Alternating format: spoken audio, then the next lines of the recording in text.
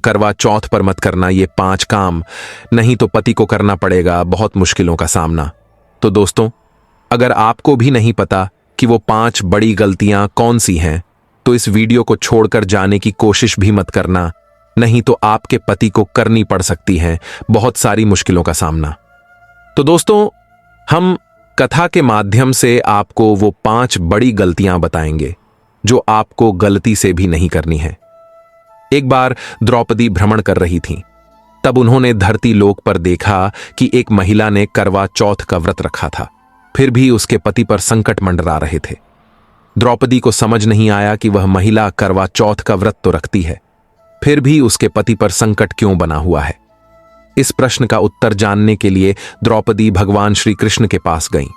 भगवान श्री कृष्ण द्रौपदी से पूछते हैं, द्रौपदी कैसे आना हुआ?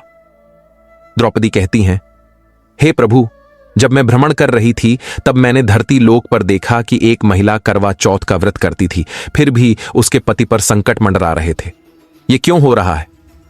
श्री कृष्ण ने कहा, द्रौपदी, उस महिला ने करवा चौथ के दिन 5 गलतियां की हैं, इसलिए उसके पति को संकट का सामना करना पड़ रहा है। द्रौपदी ने पूछा, हे कृष्ण, ऐसी कौन सी 5 गलतियां हैं जो व्रत में नहीं करनी चाहिए? श्री कृष्ण कहते हैं, हे द्रौपदी, इसका उत्तर इन कथाओं में छिपा हुआ है। जो भी इन कथाओं को सच्चे मन से सुनेगा और इन नियमों का पालन करेगा, उसके पति पर कभी संकट नहीं मंडराएंगे। द्रौपदी कहती हैं, हे माधव, मैं इन कथाओं को पूरे मन से सुनूंगी, कृपया आप इन कथाओं को सुनाने की कृपा करें। तब श्री कृष्ण बोले, हे द्रौपदी, एक प्राचीन समय की बात है। एक गांव में सावित्री नामक एक निष्ठावान महिला रहती थी। उसने अपने पति की लंबी उम्र के लिए हर साल करवा चौथ का व्रत पूरे श्रद्धा से किया। एक साल सावित्री को कुछ असुविधा होने लगी और वह समय से पहले न उठ पाई। जब वह उठी तो सूरज पहले ही उग चुका था, लेकिन वह जल्दबाजी में थी और उसने यह सोचकर जल ग्रहण कर लिया कि एक दिन के लिए नियम का उल्लंघन करना इतना बड़ा मुद्दा नहीं होगा। उस दिन सावित्री ने व्रत तो किया, लेकिन मन में उसे बार बार यह ख्याल आता रहा कि उसने जल ग्रहण कर लिया था। शाम को जब चंद्रमा निकलने का समय आया तो उसके पति की तबीयत अचानक खराब हो गई। सावित्री घबरा गई और उसे समझ नहीं आया कि यह सब क्यों हो रहा है। उसने पूरे विधि विधान से व्रत किया था, फिर भी उसके पति पर संकट क्यों आ गया। श्री कृष्ण ने आगे कहा, हे द्रौपदी, सावित्री की गलती यह थी कि उसने सूर्योदय के बाद जल ग्रहण किया था। इस व्रत का नियम है कि सूर्योदय से पहले ही जल और भोजन का सेवन किया जाए, क्योंकि सूर्योदय के बाद व्रत शुरू हो जाता है और तब जल ग्रहण करना व्रत की पवित्रता को भंग करता है। करवा चौथ के व्रत का असली महत्व तपस्या और त्याग में है। जब कोई महिला सूर्योदय के बाद जल ग्रहण करती है तो वह तपस्या और त्याग का संकल्प पूरा नहीं कर पाती, जिससे व्रत का प्रभाव कम हो जाता है। सावित्री ने यह गलती की थी, इसलिए उसके पति पर संकट आ गया था। व्रत के नियम तोड़ने से उस तपस्या का पूरा फल नहीं मिल पाता। श्री कृष्ण बोले कि करवा चौथ का व्रत केवल प्रतीकात्मक नहीं है, यह त्याग और तपस्या का पर्व है। जब आप सूर्योदय के बाद जल ग्रहण करते हैं तो आप उस त्याग के महत्व को कम कर देते हैं जो व्रत के पीछे छिपा है। यह व्रत शरीर की तपस्या के साथ साथ आत्मा की शुद्धता और पति की सुरक्षा की कामना के लिए किया जाता है। इस त्याग को पूरा करने के लिए आपको सूर्योदय से पहले जल ग्रहण कर लेना चाहिए और फिर दिन भर बिना जल और भोजन के रहकर व्रत करना चाहिए। तो दोस्तों, दूसरी गलती, सच्चे मन से व्रत न रखना। दोस्तों, एक समय की बात है, एक गांव में कमला नाम की एक महिला रहती थी। वह हर साल करवा चौथ का व्रत रखती थी, लेकिन उसके मन में व्रत रखने का कोई सच्चा उद्देश्य नहीं था। वह केवल समाज में दिखावे के लिए और यह दिखाने के लिए कि वह भी अपने पति की लंबी उम्र के लिए व्रत कर रही है, यह व्रत करती थी। कमला के मन में अपने पति के प्रति कोई विशेष श्रद्धा या प्रेम नहीं था। वह व्रत के दौरान भूखी तो रहती, लेकिन उसके मन में हमेशा यह ख्याल आता कि कब चांद निकले और वह भोजन करे। वह पूजा तो करती, लेकिन उसका ध्यान भक्ति या ईश्वर की ओर नहीं होता था। वह सिर्फ दूसरों को दिखाने के लिए व्रत करती थी। श्री कृष्ण ने आगे कहा, हे द्रौपदी, कमला की यह गलती थी कि उसने व्रत तो रखा, परंतु उसका मन शुद्ध और सच्चा नहीं था। करवा चौथ का व्रत केवल भूखे प्यासे रहने का नहीं है, बल्कि यह मन, आत्मा और संकल्प का व्रत है। जब मन साफ और शुद्ध नहीं होता, तब व्रत का आध्यात्मिक फल नहीं मिलता। कमला के पति के जीवन में धीरे धीरे समस्याएं आने लगी। उनकी सेहत खराब होने लगी, व्यवसाय में नुकसान होने लगा और उनका परिवार संकट में आ गया। कमला को समझ नहीं आया कि आखिर क्यों, जबकि वह हर साल करवा चौथ का व्रत करती थी। कमला ने एक दिन अपनी समस्या का समाधान जानने के लिए गांव के एक ज्ञानी महात्मा के पास गई। महात्मा ने उसे बताया, हे बेटी, तुमने व्रत तो किया है, परंतु तुम्हारा मन शुद्ध नहीं था। तुम्हारा व्रत केवल शरीर की भूख प्यास को सहने के लिए नहीं है, यह व्रत तुमसे मानसिक और आध्यात्मिक समर्पण की मांग करता है। जब तक तुम्हारा मन सच्चा और शुद्ध नहीं होगा, तब तक तुम्हारे व्रत का फल तुम्हें पूरा नहीं मिलेगा। श्री कृष्ण ने समझाया, हे द्रौपदी, करवा चौथ का व्रत पति की दीर्घायु, उसकी रक्षा और समृद्धि के लिए किया जाता है, लेकिन इसका सच्चा प्रभाव तभी होता है जब इसे सच्चे मन और श्रद्धा से किया जाए। बाहरी रूप से व्रत करना केवल एक औपचारिकता है, लेकिन अगर मन में भक्ति और समर्पण न हो तो यह केवल एक दिखावा बन जाता है। कमला ने महात्मा की बात को समझा और अगले वर्ष से उसने व्रत को पूरी निष्ठा और सच्चाई से रखना शुरू किया। अब वह व्रत के दौरान अपने पति की लंबी उम्र की कामना करती और पूरे दिन उसकी भलाई के लिए प्रार्थना करती। उसने व्रत के हर पल को ईश्वर के प्रति आस्था और प्रेम से भर दिया। और दोस्तों, तीसरी गलती, पति की लंबी उम्र के लिए पूरी श्रद्धा से पूजा न करना। बहुत समय पहले की बात है। एक गांव में राधा नाम की एक महिला रहती थी। वह हर साल करवा चौथ का व्रत करती थी, लेकिन उसकी पूजा में हमेशा कोई न कोई कमी रह जाती थी। राधा पूजा के दौरान अपनी मानसिक एकाग्रता को बरकरार नहीं रख पाती थी। वह पूजा करती थी, लेकिन उसका मन भक्ति और समर्पण में नहीं होता था। वह पूजा के दौरान इधर उधर की बातों में व्यस्त रहती थी या फिर दुनिया के अन्य विषयों के बारे में सोचती रहती थी। उस साल भी राधा ने करवा चौथ का व्रत रखा और पूजा की, लेकिन पूजा के समय उसका ध्यान पूरी तरह भटका हुआ था। उसने पूजा के मंत्रों का उच्चारण ठीक से नहीं किया और विधि विधान से पूजा पूरी नहीं की। पूजा के दौरान उसका मन घर के कामों और अन्य चीजों में उलझा हुआ था। वह सोच रही थी कि कैसे बाकी काम निपटाए, किससे क्या बातें करे और कब चंद्रमा निकले ताकि वह जल्दी से व्रत समाप्त कर सके। श्री कृष्ण ने कहा, हे द्रौपदी, करवा चौथ की पूजा सिर्फ एक औपचारिकता नहीं है, यह एक संपूर्ण आस्था और समर्पण का प्रतीक है। जब पूजा के दौरान ध्यान भटकता है तो वह पूजा अधूरी रह जाती है। राधा की यही गलती थी कि उसने पूजा को गंभीरता से नहीं लिया और उसमें पूरी श्रद्धा और समर्पण का अभाव था। उस वर्ष राधा के पति की तबीयत अचानक बिगड़ने लगी और परिवार में आर्थिक संकट भी आ गया। उसे समझ में नहीं आया कि ऐसा क्यों हो रहा है, जबकि उसने तो व्रत रखा था और पूजा भी की थी। लेकिन वह यह समझ नहीं पाई कि उसकी पूजा अधूरी और बिना श्रद्धा की थी, जिसका असर व्रत के परिणाम पर पड़ा। राधा ने एक दिन गांव के एक ज्ञानी महात्मा से इस बारे में पूछा। महात्मा ने उससे कहा, हे बेटी, पूजा में केवल अनुष्ठानिक क्रियाओं का पालन ही नहीं, बल्कि मन की शुद्धता और ईश्वर के प्रति संपूर्ण समर्पण होना चाहिए। तुमने पूजा तो की, परंतु तुम्हारा मन उस समय कहीं और था। तुम्हारे मन की भक्ति और श्रद्धा का अभाव ही तुम्हारे व्रत के फल को कम कर रहा है।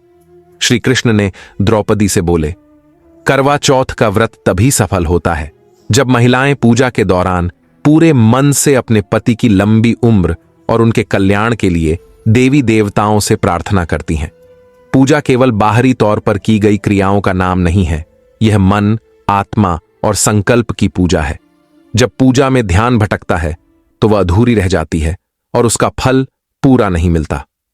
राधा ने महात्मा की बातों को गंभीरता से लिया और अगले वर्ष से उसने पूरी श्रद्धा, समर्पण और एकाग्रता के साथ करवा चौथ का व्रत और पूजा की। उसने यह सुनिश्चित किया कि पूजा के दौरान उसका मन कहीं और न जाए और वह पूरी निष्ठा के साथ देवी देवताओं से आशीर्वाद मांगे। धीरे धीरे उसके पति की सेहत सुधरने लगी और उनके जीवन में फिर से सुख और समृद्धि लौट आई। श्री कृष्ण ने द्रौपदी से कहा, हे द्रौपदी, इस कथा से यह सीख मिलती है कि करवा चौथ की पूजा का महत्व अत्यधिक है। यह पूजा केवल विधि विधान से करना ही पर्याप्त नहीं है, इसे पूरी श्रद्धा, निष्ठा और समर्पण से करना चाहिए। पूजा के समय ध्यान भटकाने से पूजा अधूरी रह जाती है और उसका पूरा फल नहीं मिलता। द्रौपदी ने समझते हुए कहा, हे माधव, अब मुझे यह पूरी तरह से समझ आ गया कि करवा चौथ की पूजा केवल एक अनुष्ठान नहीं है, यह देवी देवताओं से आशीर्वाद प्राप्त करने का पवित्र माध्यम है। यदि पूजा सही ढंग से और श्रद्धा से न की जाए तो इसका परिणाम अधूरा रह जाता है। दोस्तों, चौथी गलती, चंद्रमा के दर्शन से पहले व्रत तोड़ना। बहुत समय पहले एक गांव में सविता नाम की महिला रहती थी। वह अपने पति के लिए हर साल करवा चौथ का व्रत करती थी, लेकिन एक साल उसकी सहन शक्ति कमजोर हो गई। दिन भर भूखी प्यासी रहने के बाद सविता चंद्रमा के उदय का इंतजार कर रही थी, लेकिन उस दिन बादलों के कारण चंद्रमा देर से दिखाई दिया। भूख और प्यास से परेशान सविता ने सोचा, चंद्रमा के बिना ही व्रत तोड़ लूं। आखिर मैंने पूरा दिन व्रत रखा है, क्या फर्क पड़ता है अगर चंद्रमा नहीं दिखाई दिया। सविता ने चंद्रमा के दर्शन किए बिना ही व्रत तोड़ दिया और जल ग्रहण किया। उसने अपनी भूख शांत कर ली, लेकिन उसे यह समझ नहीं आया कि उसने एक गंभीर गलती की है। श्री कृष्ण ने द्रौपदी को समझाते हुए कहा, हे द्रौपदी, चंद्रमा को अर्घ्य देना करवा चौथ के व्रत का सबसे महत्वपूर्ण हिस्सा है। यह केवल एक परंपरा नहीं है, बल्कि इसका आध्यात्मिक और धार्मिक महत्व है। चंद्रमा को शीतलता और शांति का प्रतीक माना जाता है और करवा चौथ के व्रत में चंद्रमा को अर्घ्य देने से मन और शरीर को शांति मिलती है। जब कोई महिला चंद्रमा के दर्शन किए बिना व्रत तोड़ती है तो वह व्रत अधूरा रह जाता है और उसका पूरा फल नहीं मिलता। सविता की इस गलती का असर उसके जीवन पर पड़ने लगा। उसके पति की सेहत बिगड़ने लगी और उनके जीवन में कई मुश्किलें आने लगीं। सविता को यह समझ में नहीं आया कि आखिर ऐसा क्यों हो रहा है, जबकि उसने करवा चौथ का व्रत किया था। एक दिन सविता ने गांव के एक ज्ञानी महात्मा से अपनी समस्या का समाधान जानने के लिए संपर्क किया। महात्मा ने सविता से पूछा, हे बेटी, क्या तुमने चंद्रमा के दर्शन के बाद व्रत तोड़ा था? सविता ने जवाब दिया, नहीं महात्मा जी, उस दिन बादल थे और चंद्रमा दिखाई नहीं दिया, इसलिए मैंने इंतजार नहीं किया और व्रत तोड़ दिया। महात्मा ने उसे समझाते हुए कहा, हे सविता, चंद्रमा के दर्शन किए बिना व्रत तोड़ना बहुत बड़ी गलती है। चंद्रमा के दर्शन के बाद ही व्रत को पूरा माना जाता है। जब तुमने चंद्रमा के बिना व्रत तोड़ा तो तुम्हारा व्रत अधूरा रह गया और उसका पुण्य तुम्हें पूरा नहीं मिला। इसी कारण तुम्हारे पति की सेहत पर इसका बुरा असर पड़ा। श्री कृष्ण ने आगे कहा, हे द्रौपदी, चंद्रमा को अर्घ्य देने से पहले व्रत तोड़ने से व्रत का पूरा फल नहीं मिलता। चंद्रमा को अर्घ्य देकर ही व्रत पूर्ण होता है। यह प्रकृति के साथ एक संधि है जिसमें महिलाएं चंद्रमा की ऊर्जा और शीतलता को अपने जीवन में आमंत्रित करती हैं। सविता ने महात्मा की बातों को गंभीरता से लिया और अगले साल उसने पूरी निष्ठा और नियमों का पालन करते हुए करवा चौथ का व्रत किया। इस बार उसने धैर्य रखा। भले ही चंद्रमा देर से दिखाई दिया, उसने इंतजार किया और चंद्रमा के दर्शन के बाद ही व्रत तोड़ा। उसके जीवन में धीरे धीरे सुख शांति लौट आई और उसके पति की सेहत में भी सुधार हुआ। श्री कृष्ण ने द्रौपदी से कहा, हे द्रौपदी, यह कथा हमें यह सिखाती है कि करवा चौथ के व्रत में नियमों का पालन करना अत्यंत महत्वपूर्ण है। चंद्रमा को अर्घ्य दिए बिना व्रत तोड़ने से व्रत का आध्यात्मिक फल अधूरा रह जाता है। महिलाओं को चाहिए कि वे धैर्यपूर्वक चंद्रमा के दर्शन करें और उसके बाद ही व्रत खोलें। द्रौपदी ने गंभीरता से कहा, हे माधव, अब मुझे समझ आ गया कि चंद्रमा के दर्शन का करवा चौथ के व्रत में कितना महत्व है। मैं इस शिक्षा को सदैव याद रखूंगी। दोस्तों, अब पांचवीं और सबसे बड़ी गलती, दूसरों की निंदा और असत्य बोलना। बहुत समय पहले एक गांव में रुक्मिणी नाम की महिला रहती थी। वह हर साल करवा चौथ का व्रत करती थी। वह अपने पति की लंबी उम्र और परिवार की खुशहाली के लिए इस व्रत को पूरी निष्ठा से करती थी। लेकिन उसकी एक आदत थी, वह अक्सर दूसरों की निंदा करती और असत्य बातें कहती। रुक्मिणी ने करवा चौथ के दिन भी, जब उसका व्रत था, अपनी पड़ोसन के बारे में कई असत्य बातें कहीं। उसने यह नहीं सोचा कि करवा चौथ का व्रत केवल भूखे प्यासे रहने का नहीं, बल्कि अपने मन और वाणी को भी पवित्र रखने का होता है। श्री कृष्ण ने बोले, हे द्रौपदी, करवा चौथ का व्रत केवल शारीरिक तपस्या का दिन नहीं है, बल्कि यह आत्मा की पवित्रता और मन की शुद्धता का भी पर्व है। जब कोई महिला करवा चौथ के दिन दूसरों की निंदा करती है या असत्य बोलती है, तो उसका व्रत अपवित्र हो जाता है। इस व्रत का मकसद केवल पति की लंबी उम्र की कामना करना नहीं है, बल्कि जीवन में सद्गुणों का पालन करना भी है। रुक्मिणी की इस गलती का असर उसके जीवन पर पड़ने लगा। उसके पति के स्वास्थ्य में गिरावट आने लगी और उनके परिवार में कलह और अशांति बढ़ने लगी। रुक्मिणी को समझ में नहीं आया कि आखिर क्यों उसके व्रत का पूरा फल उसे नहीं मिल रहा है। रुक्मिणी अपनी समस्या के समाधान के लिए गांव के एक महात्मा के पास गई।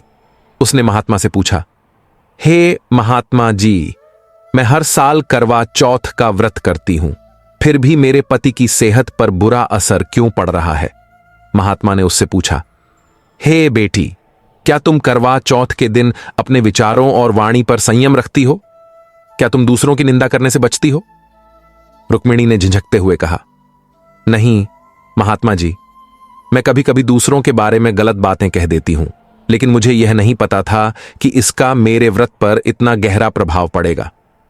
महात्मा ने कहा, हे रुक्मिणी, करवा चौथ का व्रत केवल भूखे प्यासे रहकर पूजा करने का नाम नहीं है, बल्कि यह एक तपस्या है जिसमें मन, वचन और कर्म की शुद्धता अत्यंत आवश्यक है। जब तुम दूसरों की निंदा करती हो या असत्य बोलती हो, तो तुम्हारे मन की शुद्धता भंग हो जाती है, जिससे व्रत का फल अधूरा रह जाता है। करवा चौथ के दिन विशेष रूप से यह ध्यान रखना चाहिए कि तुम्हारे विचार और वाणी भी शुद्ध रहें। रुक्मिणी को अपनी गलती का एहसास हुआ। उसने महात्मा से कहा, हे महात्मा जी, मुझे अपनी भूल का अब एहसास हो गया है। कृपया मुझे बताएं कि मैं अब क्या करूं, जिससे मेरे व्रत का फल पूर्ण हो और मेरे पति की सेहत ठीक हो सके। महात्मा ने मुस्कुराते हुए कहा, हे बेटी, सबसे पहले अपने मन को शांत करो और प्रायश्चित के रूप में अपने मन, वचन और कर्म को शुद्ध बनाओ। अगली बार जब तुम करवा चौथ का व्रत रखो, तो इस बात का विशेष ध्यान रखो कि तुम किसी की भी निंदा न करो और असत्य वचन न बोलो। यदि तुम ऐसा करोगी तो तुम्हारा व्रत पूर्ण होगा और तुम्हारे पति के जीवन पर आने वाले संकट दूर हो जाएंगे। रुक्मिणी ने महात्मा की बातों को गंभीरता से लिया। अगले साल जब करवा चौथ का दिन आया, उसने व्रत तो किया ही, लेकिन इस बार उसने अपने विचारों और वाणी पर भी विशेष ध्यान दिया। उसने न किसी की निंदा की और न ही असत्य बोला। उसके मन में केवल अपने पति और परिवार की खुशहाली की कामना थी। व्रत के दौरान उसने अपने पूरे दिन को शांति और ध्यान के साथ बिताया। चंद्रमा को अर्घ्य देने के बाद जब उसने व्रत तोड़ा, तो उसे मन की गहरी शांति का अनुभव हुआ। धीरे धीरे उसके पति की सेहत में सुधार होने लगा और उनके जीवन में सुख समृद्धि वापस लौट आई। कथा समाप्त करते हुए श्री कृष्ण ने द्रौपदी से कहा, हे द्रौपदी, करवा चौथ का व्रत केवल एक अनुष्ठान नहीं है, बल्कि यह आत्मा की पवित्रता का पर्व है। जब तक मन, वचन और कर्म की शुद्धता नहीं होगी, तब तक व्रत का पूरा फल नहीं मिलेगा। दूसरों की निंदा करना और असत्य बोलना ऐसे कर्म हैं जो व्रत की पवित्रता को नष्ट कर देते हैं। इसलिए करवा चौथ के दिन और हर दिन हमें अपने विचारों और वाणी पर संयम रखना चाहिए। द्रौपदी ने विनम्रता से कहा, हे माधव, अब मुझे इस व्रत की गहराई और महत्व का पूरा ज्ञान हो गया है। मैं यह व्रत अब पूरी निष्ठा और मन की शुद्धता के साथ करूंगी। आपकी इस कथा ने मेरे मन को बहुत शांति दी है। तो दोस्तों, ये कथाएं कैसी लगी, अच्छी लगी हो तो कमेंट में वीडियो को लाइक करके चैनल सब्सक्राइब करके बेल आइकन को भी दबा लें और कमेंट बॉक्स में जय श्री कृष्णा, जय चौथ माता लिख दें। तो दोस्तों, अगली वीडियो में मिलेंगे। जब तक के लिए बाय और आपका पूरी वीडियो देखने के लिए धन्यवाद।